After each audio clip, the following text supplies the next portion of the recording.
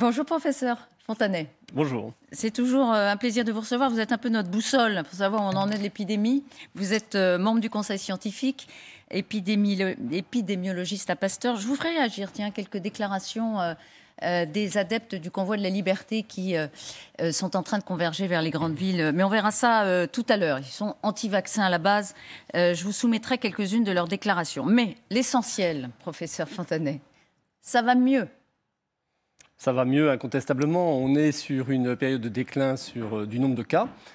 On a passé, en gros, en région parisienne, c'était début janvier. Pour l'ensemble de la France, c'est autour du 15-20 janvier que le nombre d'infections a commencé à décliner. Donc ça fait 3 semaines que le nombre de cas décroît. C'est une tendance qui est installée et qui est une excellente nouvelle.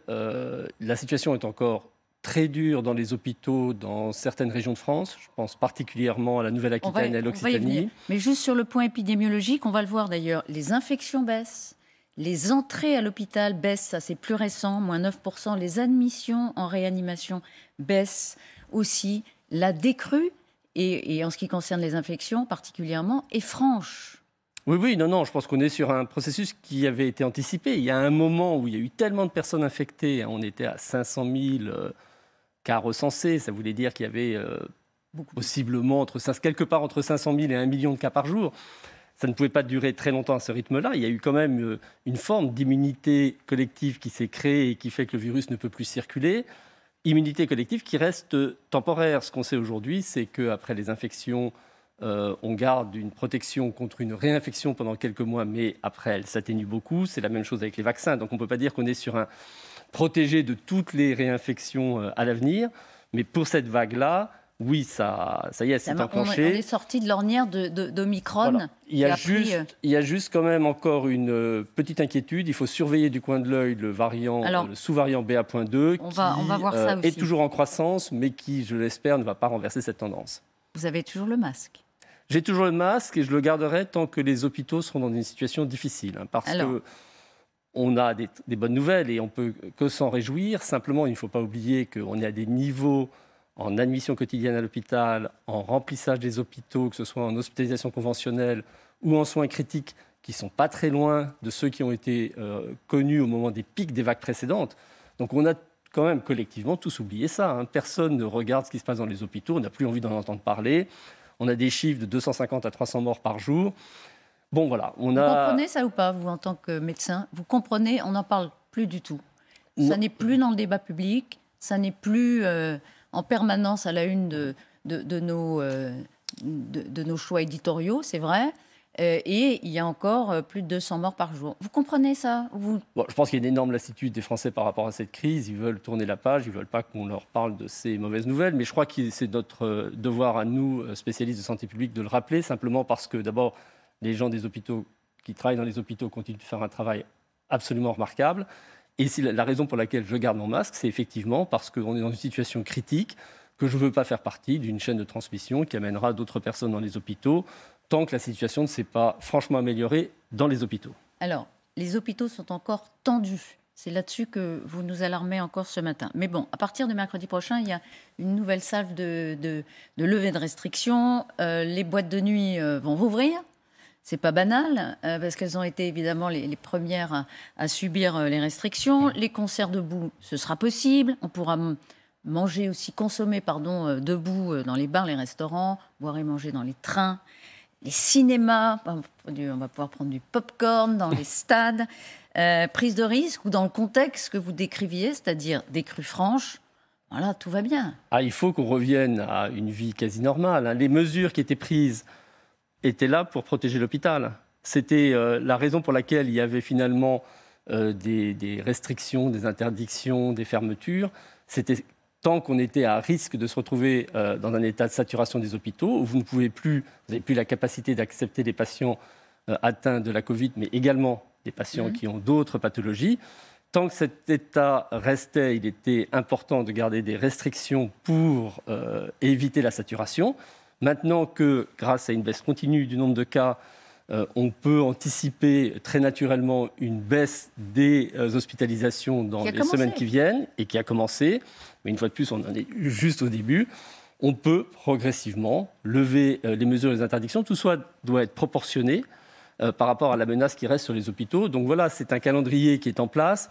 Alors le Haut Conseil de santé publique, c'est son rôle, fait des recommandations. Le gouvernement, c'est son rôle, décide.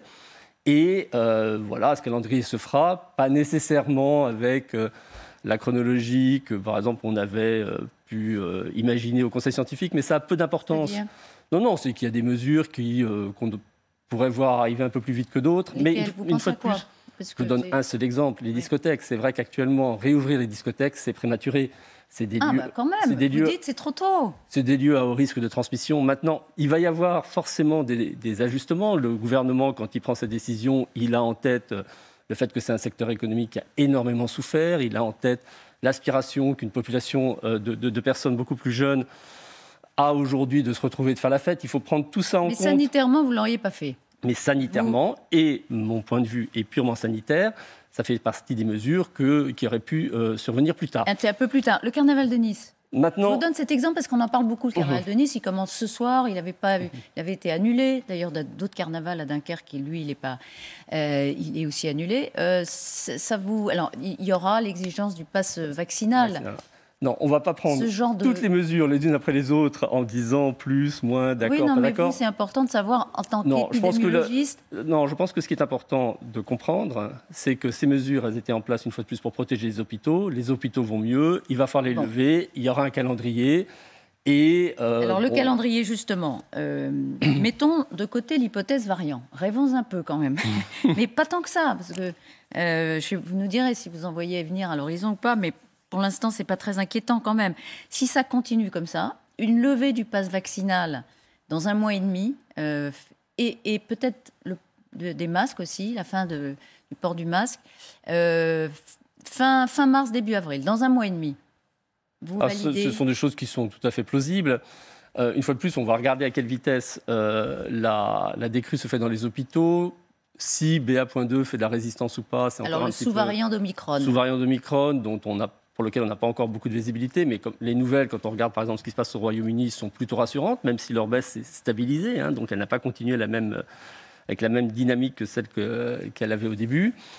Et effectivement, on va passer finalement à un moment où on va retirer un certain nombre de mesures en tant qu'obligation, fermeture, restriction, tout ce qu'on a pu citer, pour passer à des choix individuels. Je suis assez surpris quand même de voir que depuis début février, par exemple, le port du masque n'est plus obligatoire dans la rue. Or, je croise beaucoup de gens qui continuent à porter le masque. Et c'est ce qui se passe aussi dans certains pays d'ailleurs. Oui, mais je pense que ça va devenir une question. On va finalement maintenant, qu'il n'y a plus une menace sur les hôpitaux et donc une menace d'ordre public, revenir à des choix beaucoup plus individuels, où les personnes qui se sentent fragiles, par exemple, vont décider de continuer à se protéger. Elles ont parfaitement de raison de le faire. Et puis si vous avez une inquiétude par rapport au Covid long, par exemple, vous pensez que ce n'est pas anodin de vous retrouver fatigué, un peu essoufflé, trouble de la concentration pendant 6 mois, vous pouvez très bien adopter une attitude beaucoup plus protectrice par rapport au risque de vous infecter. Vous avez aussi peut-être dans votre entourage... L'habitude du masque va rester à votre avis? C'est difficile à dire. Je pense que oui, je pense que ce sera beaucoup de ce point de vue-là, aura rejoint les populations asiatiques d'une certaine façon. Oui, mais je pense qu'il y a une logique. Il y a une logique dans l'utilisation du masque. Et puis après, vous pouvez aussi vouloir protéger votre entourage. Donc je pense que ce sont maintenant des choix individuels, soit pour se protéger soi-même, soit pour protéger des gens fragiles aux côtés desquels vous vivez. Si vous êtes à risque de forme grave, il restera important d'aller vous faire un test diagnostique très rapidement si vous avez une suspicion d'une infection par le SARS-CoV-2. Il va y avoir des traitements comme le Paxlovid pour les personnes à risque de forme grave qui doivent être pris très précocement mais qui divisent par 10 le risque d'hospitalisation. Mais là, on va arriver beaucoup plus dans une forme d'auto-appropriation des outils, l'autotest, le diagnostic. Et ce sera à chacun d'apprécier en fonction de sa perception du risque, ce qu'il a envie de mettre en place et comment il a envie de gérer sa vie. Et c'est une très bonne chose. Donc voilà, on est en train de passer à une autre phase quand même de notre relation avec ce virus. C'est intéressant. Alors, il y a des pays, je voulais vous citer le Danemark, parce que c'est vrai qu'on dit il y a un niveau élevé encore de contamination, mais depuis le 1er février au Danemark, plus de passe vaccinal et plus de masques. Donc on se dit, eux, un peu comme au Royaume-Uni, finalement, la fameuse formule, ils vivent avec le virus. On est passé de l'épidémie, de leur point de vue, à une endémie, c'est-à-dire une infection qu'on connaît, pour laquelle on a des outils et que donc on contrôle, c'est ça? Comme le palude en Afrique, des infections qu'on connaît et qu'on contrôle. Alors que le Covid, au début, on ne connaissait pas et on ne contrôlait rien. Alors pour en revenir à la situation du Danemark, c'est un pays qui a été assez remarquable depuis le début de cette épidémie dans sa façon de la gérer. D'abord, il faut se souvenir que le 10 mars, c'était en Europe un des tout premiers pays à confiner, alors qu'il ne se passait rien au Danemark, simplement parce qu'ils avaient anticipé le 10 mars 2020. Je vous ramène 2 ans en arrière. 2020, ouais. Non, mais c'est juste pour vous dire... 10 jours avant nous, quoi. Ils avaient anticipé, il ne se passait rien, mais ils avaient anticipé qu'il y allait y avoir une vague redoutable et le gouvernement a mis en place un confinement. Ils ont été les premiers à le lever aussi, un mois avant tout le monde, parce que justement, ils l'avaient mis en place très tôt et les dégâts économiques et sanitaires avaient été bien moindres. Mais pour faire ça, ça demande un niveau de confiance entre le gouvernement et les scientifiques, entre les populations et les scientifiques, la population et le gouvernement, très élevé, qui caractérise finalement la gestion de cette crise au Danemark depuis le début de l'épidémie.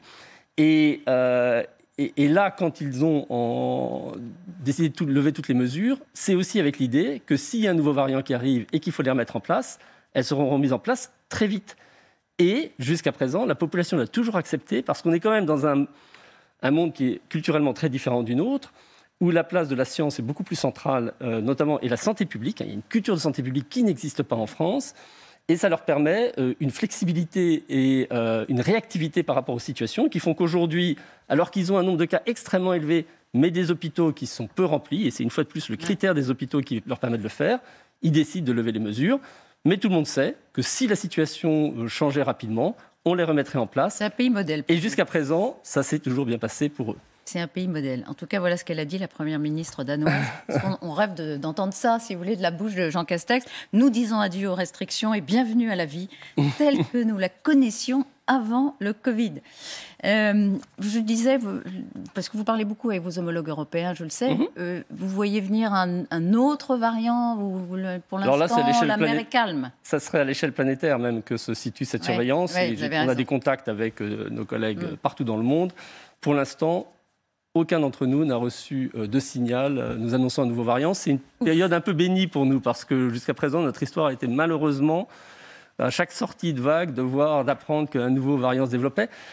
Ça va à nouveau arriver. On va avoir des nouveaux variants, mais quand même, on est maintenant avec un niveau d'immunité en population, que ce soit du fait d'infections répétées ou de vaccinations répétées, qui font que leur impact, leur capacité à produire des formes graves sera quand même de moins en moins important. Et du coup, on peut espérer que les prochaines vagues seront moins dures pour le système hospitalier et en conséquence pour la société, puisque on sait bien que c'est pour protéger l'hôpital qu'on met en place les mesures plus restrictives. Donc on entre dans une nouvelle phase. On peut amortir le choc parce qu'on a les outils, on a le vaccin. Tout le monde n'est pas encore, vous le savez, vous citiez le Danemark et l'adhésion à la stratégie de santé publique. En France, ce n'est pas le cas. Je voulais juste vous soumettre, parce que c'est important aussi de mettre un peu d'information et de rationnel. Les convois de la liberté vont converger. C'est une manifestation qui s'inspire de ce qui s'est passé au Canada à Ottawa et qui a plusieurs revendications, dont des revendications qui rappellent celles des gilets jaunes, sociales donc. Mais au départ, c'est un mouvement anti-vaccinal et Paul Larouturou, pour LCI, est allé à leur rencontre avant-hier. Écoutez la déclaration d'une de ces dames qui est dans le convoi de la liberté. Dans les vaccins, il y a la molécule Spike. Il touche votre ARN. Mais on vous a vacciné pour rien. C'était une grippette. Et vous voyez les chiffres, ils mentent. Tout est faux. Il n'y a pas le nombre de morts que vous croyez. C'est une aberration mentale. Il y a quand même eu des millions de morts dans le monde et des centaines de milliers de morts dans le France. Mais il y a 3 millions de morts pour les automobiles. Il y a 3 millions de morts pour la cigarette. Ils sont morts d'une grippe. Je ne peux pas parler à des gens qui ne comprennent rien. Voilà. Bon, donc la conversation avec Paul s'est arrêtée là, avec cette dame. Redites-nous ce qu'il en est de Spike et l'ARN. Parce que ça, c'est une information, enfin pas une information, c'est une croyance qui continue de circuler. Alors, bon, là, on retourne sur un cours de biologie, mais l'ARN messager, qui est ce qui constitue le vaccin de Pfizer ou Moderna, c'est en fait ce qui relie le génome à la protéine. C'est cette petits brins donc de nucléotides, un peu difficile à expliquer, qui, par le virus lui-même, est produit pour qu'après il soit dans la cellule analysé par des petites usines qu'on appelle les ribosomes pour produire la protéine spike. Et c'est donc ce que l'on a dans le vaccin qui fait que quand ces brins d'ARN messager arrivent dans votre cellule, vous produisez la protéine spike. Comme on vous donne que l'ARN messager de la protéine spike, vous ne produisez pas le virus, mais juste la protéine spike qui est celle sur laquelle les anticorps sont dirigés. C'est finalement court-circuiter le virus lui-même qui représente un danger puisqu'il se multiplie, qu'il vous infecte, qu'il est capable de donner toutes les complications qu'on connaît, en ne prenant que cette petite partie qu'on appelle l'ARN messager, qui, entre le génome du virus et la protéine, fait le lien. C'est pour ça qu'on l'appelle messager. Et donc, c'est finalement un procédé qui est très sûr. Des ARN messagers, vous en produisez chaque jour. Qu'est-ce que ça vous inspire, ce que dit cette dame? C'est juste plus, je pense que on a maintenant dans la population des personnes qui vivent dans un monde, pour moi, je dirais presque parallèle, qui est entretenu par les réseaux sociaux, où circule une quantité d'informations fausses, mais qui s'auto-entretiennent parce que chacun renchérit en disant « j'ai trouvé ça ». Et ils arrivent à se constituer quand même un monde que j'appellerais parallèle, qui est totalement déconnecté de la réalité biologique que j'ai essayé péniblement de vous expliquer parce qu'elle n'est pas forcément simple. Avec un graphique, ça le deviendrait beaucoup plus. Et c'est ça qui est un peu inquiétant, c'est qu'on se rend compte maintenant que, et les réseaux sociaux, je pense, y contribuent beaucoup, il y a des communautés qui se constituent et qui échangent des informations totalement erronées, totalement fausses, qui font que des gens de bonne foi peuvent se retrouver à croire à des faits qui sont totalement déconnectés de la réalité. Donc ça vous navre? Ça vous désole? Ça me désole et il y a une réflexion de pédagogie à faire, mais qui est complexe, qui a été beaucoup faite pendant les 2 années de l'épidémie. Mais il y a aussi une réflexion sur les réseaux sociaux, leur mode de fonctionnement, les algorithmes qui vous emmènent sur des nouvelles de plus en plus chargées d'émotions, alarmistes, etc., et qui ont quand même contribué à constituer ces communautés. Et je crois qu'il y a effectivement un effort à faire collectivement pour se dire comment est-ce qu'on peut gérer l'information et surtout ce mode de désinformation. Alors, les institutions politiques essayent de s'organiser justement pour informer. Le Sénat va ouvrir une forme d'enquête parlementaire. Ce n'est pas tout à fait cette forme-là, mais en tout cas, ça y ressemble, pour évaluer les effets secondaires de la Covid, va se pencher sur les effets secondaires du vaccin, évidemment. Ça, c'est par exemple de bonne loi de faire ce type d'enquête? Bien sûr, mais c'est fait déjà depuis le moment où les vaccins ont été d'abord testés chez l'homme. Il y a eu différentes phases d'essais qui ont permis, sur des nombres croissants d'individus, de tester la tolérance des vaccins et puis de mesurer donc la survenue des effets indésirables. Il y a après, évidemment, quand on passe à la vaccination en population, on arrive sur des effectifs qui n'ont plus rien à voir avec les essais. Les essais, c'est 20 000 personnes. Quand vous êtes après en utilisation massive en population et que vous vaccinez des millions de personnes, il y a un organisme de surveillance, l'Agence nationale de sécurité du médicament, qui recueille tous les effets indésirables. C'est répertorié, c'est analysé partout dans le monde. Et on sait quand même aujourd'hui très bien, et mieux pour ce vaccin que pour beaucoup d'autres, quels sont les effets indésirables existants. Ils sont heureusement très rares, il y en a qui existent, et on le savait dès le départ, il y a toujours des effets indésirables, mais ils sont très rares, et le bénéfice-risque du vaccin est évident. Encore 2 questions. Votre conseil du matin de ce 11 février, professeur Fontenay, pour nous, dans notre vie quotidienne? Je pense que c'est à chacun maintenant, effectivement, d'évaluer et de s'approprier finalement sa démarche, sa conduite à tenir par rapport à ce virus. On a les outils, on sait de mieux en mieux les utiliser. Je parle de toute l'information qu'on connaît, les gestes barrières, mais aussi par exemple des autotests qui sont arrivés dans nos vies. Et on va de plus en plus être amené à autogérer sa relation avec le virus, chacun selon sa perception de son risque et puis aussi de celle de son entourage. Vous êtes membre du Conseil scientifique. Il a vocation à exister jusqu'à quand? Alors, on est inscrit dans la loi d'état d'urgence sanitaire. Le jour où l'état d'urgence sanitaire sera levé, j'ai bon espoir que le Conseil scientifique pourra prendre un peu de repos parce que ça fait 2 ans qu'on travaille et beaucoup. Oui, donc vous voyez ça peut-être au plus tard au 31 juillet. Puisque c'est la fin on en serait très heureux, ce serait un très bon signe pour tout le monde. Et bon, et on continuera de vous inviter pour nous dire où on en est, puisqu'on a compris qu'on avait des outils, on est armé maintenant. C'est pas tout à fait terminé, mais on sort quand même. Hein. On en sort progressivement. On en sort et oui, on va rester sur cette note optimiste. Et puis vous connaissez tous un petit peu les bémols qu'on peut y mettre. On vous connaît surtout. Merci, professeur.